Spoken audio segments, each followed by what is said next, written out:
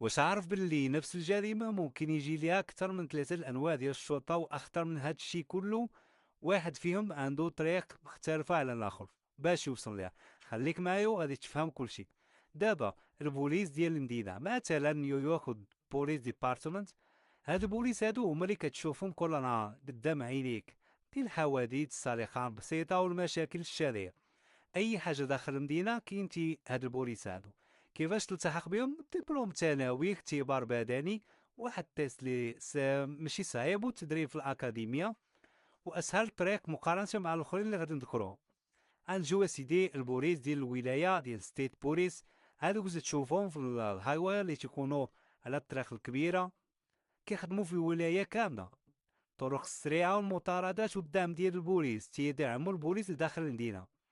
إلا خرج القضية من المدينة من ستيت بوليس، كيفاش تلتحق بهم؟ وهم غالبا 21 سنة الفوق.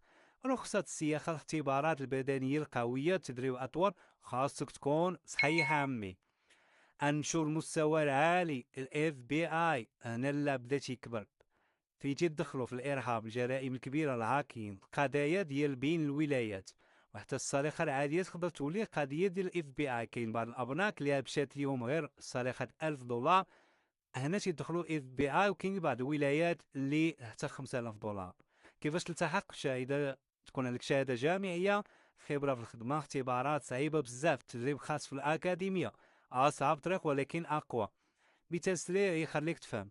السرقه ديال اللي تكون محليه البوليس، الى عرض المدينه اخرى ستيت بوليس، ولا كانت شبكه بين الولايات هنا الاف بي اي، نفس القصه ولكن المستوى كيطلع. الخلاصه هانتوما عرفتوا. دابا قولوا لي بصراحه، واش تبغي الطريق السهله ولا توصل للمستوى ديال اف بي اي؟ نعم سيدي. وتولي تبدي هذيك اف بي اي